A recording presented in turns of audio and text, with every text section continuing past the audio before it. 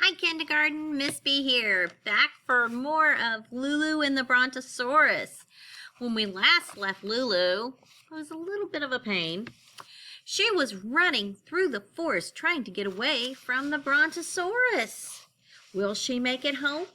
Will the Brontosaurus catch her? Who's going to be the pet? Let's find out. Chapter 12. But then, after an hour, Lulu heard a different voice, a not-so-friendly voice saying, "Hold it right there!" And standing up on his two hind legs and blocking her path through the forest stood the black bear she had stomped on yesterday. "You hold it right there," said Lulu. "And please," there was that B word again, "don't keep shaking your clawy paws at me. If I have to stomp you, I'll stomp you, but I'd really rather not stomp you. I'd rather," she opened her suitcase and took out a jar of golden honey, "give you this if you'll please get out of my way." What's going on with Lulu? She'd rather not stomp him? The bear took the jar of honey, opened the top, dipped in his paws, and slurpily licked it, mumbling something that sort of sounded like, "Thank you." Dipping and licking and slurping, he hurried out of Lulu's path, and she continued tromping through the forest.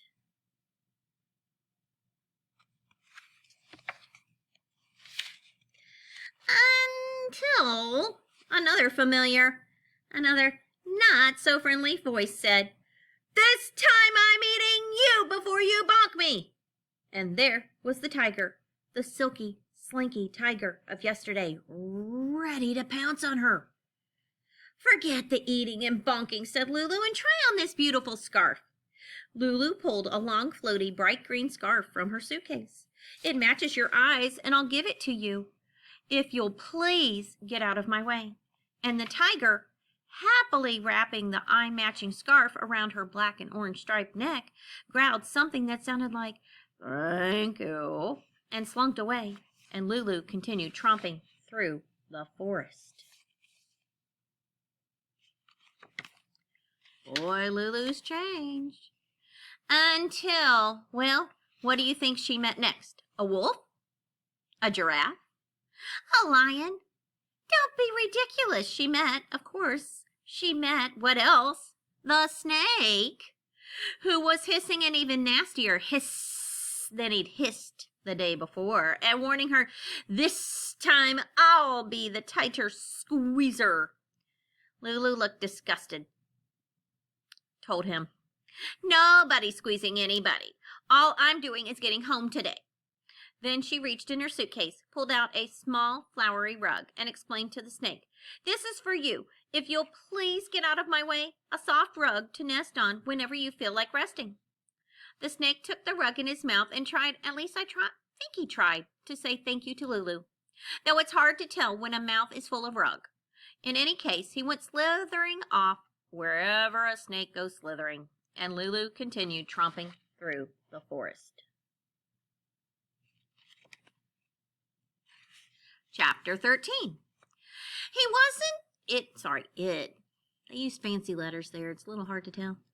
It wasn't too much later that Lulu could see that she was nearly out of the forest.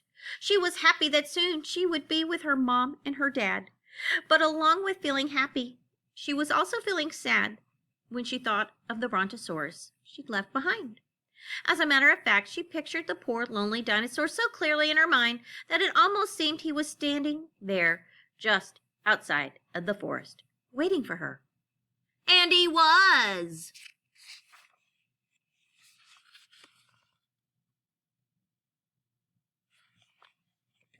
Uh-oh. Was Lulu shocked? You bet. What, she asked. "Are you doing here, Mr. B?" "I found a shortcut," the Brontosaurus replied. Lulu smiled a soft, sweet smile, shook her head and sighed. And then she said, and even though I'm the person writing this story, I truly don't know why she is saying it in rhyme. "Please try to understand, Mr. B, that I cannot be your pet, even though you're the nicest Brontosaurus I ever met. And if you take me away with you, I'll keep on running back home every chance I get. Not a bad rhyme, even though the last part was a little lumpy.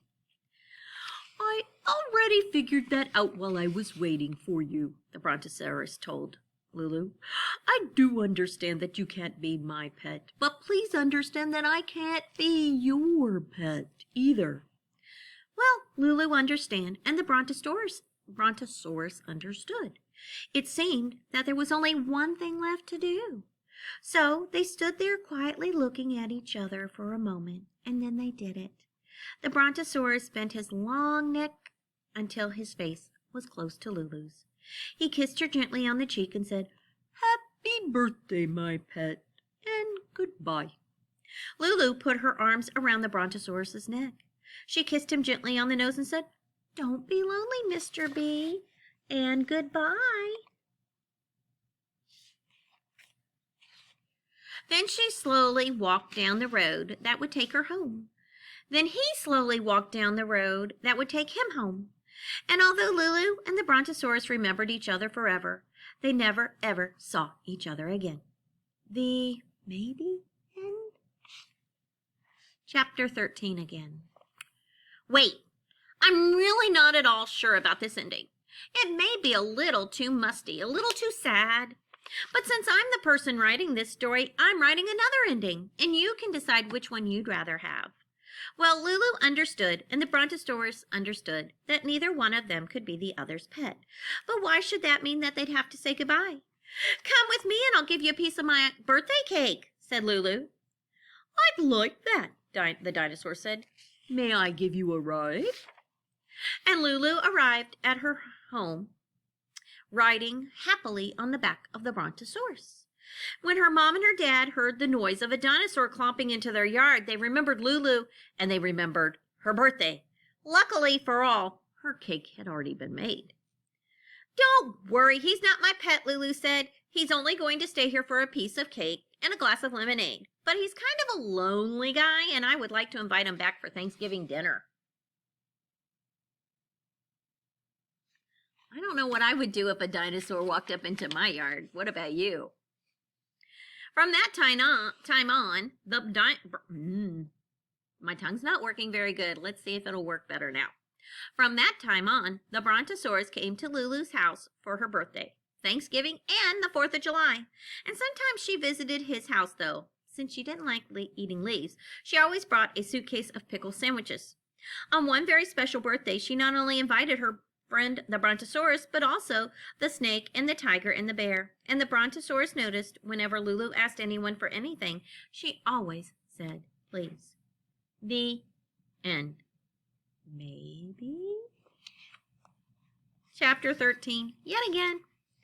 I'm still not totally satisfied. I'm going to try one more because I think I need to answer certain questions, like were Lulu's mom and her dad worried sick when she didn't come home that night? Had they bought her a present for her birthday?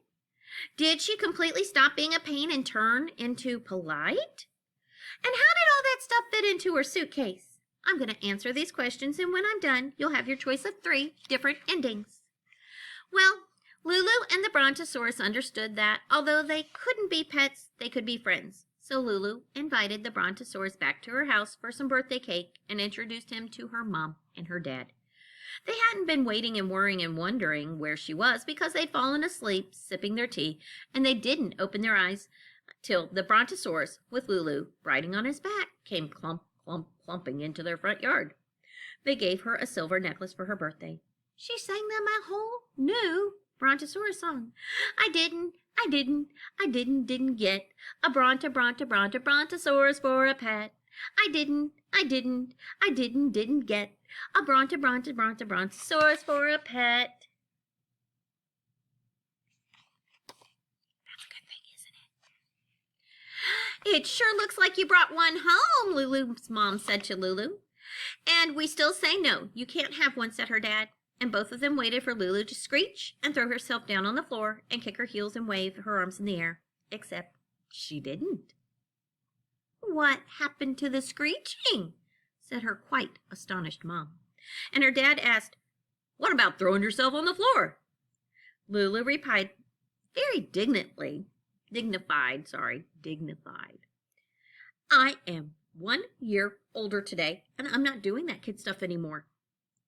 And she says a very nice please, said the Brontosaurus.